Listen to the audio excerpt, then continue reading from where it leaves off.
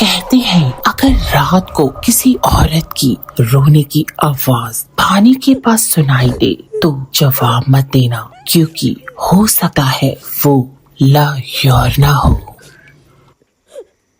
मैं हूँ आयशा। आज जो कहानी मैं आपको सुनाने जा रही हूँ, ये कहानी मेरे एक दर्शक ने मुझे ईमेल के जरिए भेजी थी।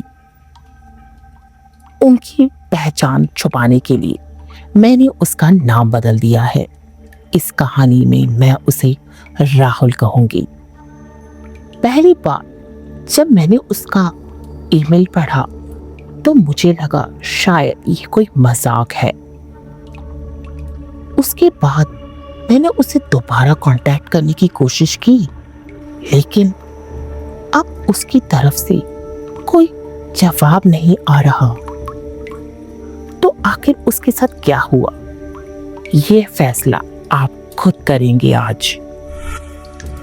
कुछ साल पहले राहुल को अमेरिका में जॉब मिली थी।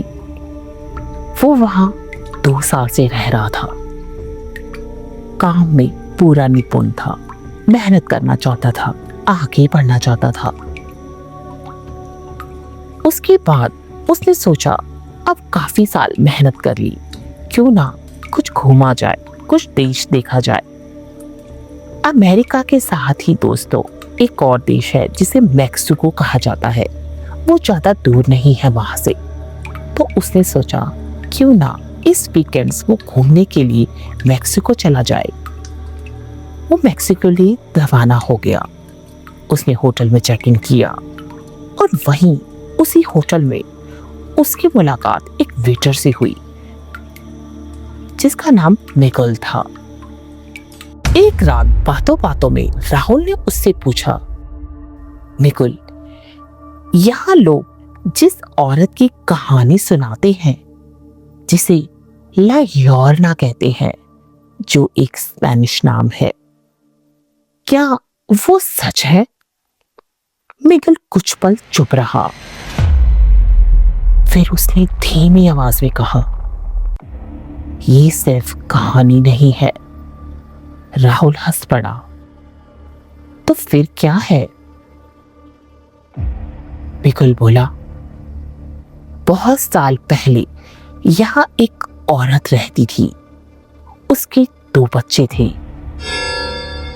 लेकिन एक दिन गुस्से और पागलपन में उसने अपने ही बच्चों को नदी में डुबो दिया। और जब उसे अपने गलती का एहसास हुआ तब बहुत देर हो चुकी थी। तो उसने खुद भी उसी नदी में कूद के अपनी जान दे दी। ये कहानी बताते हुए मिगुल की आवाज भी धीमी हो गई और वो बोला, लोग कहते हैं अब उसकी आत्मा हर रात उसी नदी के किनारे भटकती है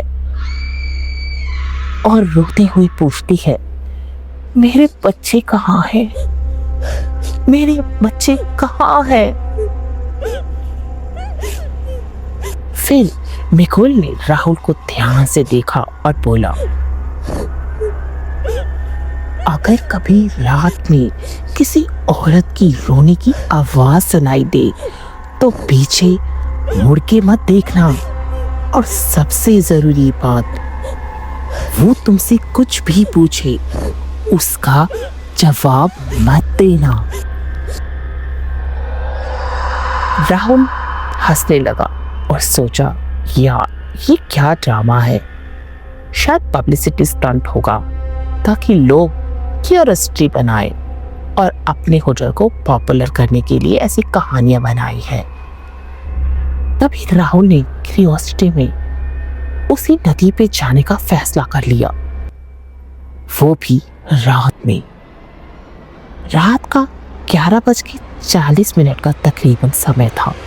चारों तरफ सन्नाटा, सिर्फ पानी की हल्की आवाज और अचानक दूर से किसी औरत की रोने की आवाज उसे सुनाई दी और वो बोल रही थी, मिस हीजोस।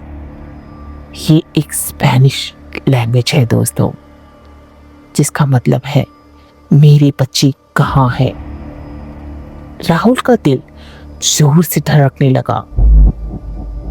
फिर अचानक उसे फिर वही आवाज सुनाई दी, मिस हीजोस।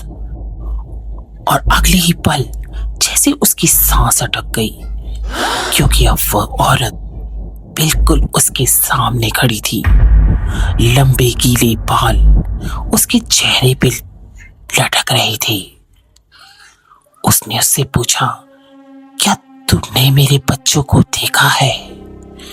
क्या तुमने मेरे बच्चों को देखा है? राहुल के शरीर में जैसे डर की लहर दौड़ गई और उसे अब वेटर की सारी बातें सच लगने लगी। इससे पहले कि वो कुछ कर पाता, उस औरत ने राहुल को लपकने की कोशिश करी। राहुल ने उसे जोर से धक्का दिया और बिना पीछे देखे पूरी ताकत से सड़क की तरफ भागने लगा। उसका दिल तेज से धड़क रहा था, जैसे अभी बाहर निकल जाएगा, और भागता रहा। वो पूरी तरह थक के चूर हो गया था, लेकिन किसी तरह वो सड़क पे पहुंचा। और जब उसने पीछे देखा तो उसको दिखा सफेद कपड़ों में एक लंबी औरत खड़ी है।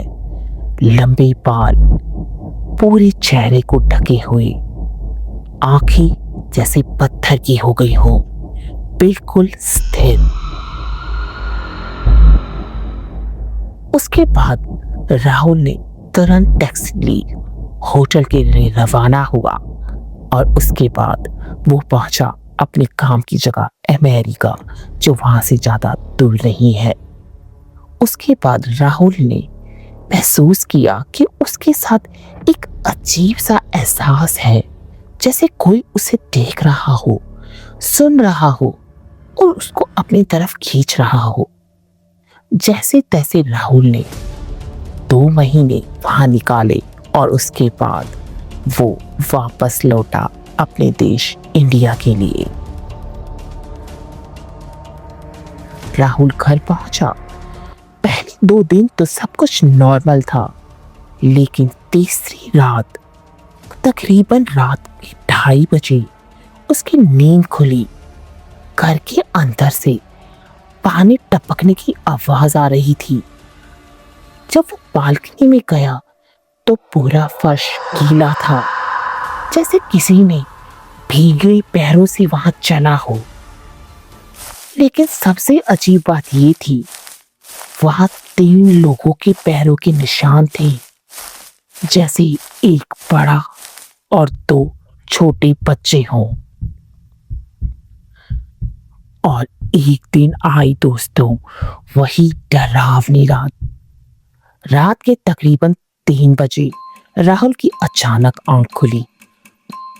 बालकनी के पर्दे अपने आप हिल रहे थे और कांच पर एक गीली हथेली की छाप दिखाई दी। धीरे धीरे पर्दा अपने आप हटने लगा और बालकनी के बाहर वही औरत खड़ी थी।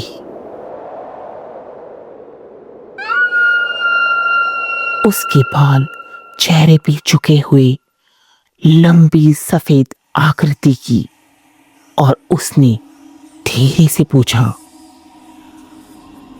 क्या तुमने मेरे बच्चों को देखा है?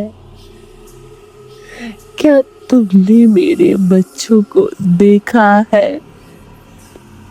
वो और नजदीक आई और एकदम कान के पास आके बोली, क्या तुमने मेरे बच्चों को देखा है?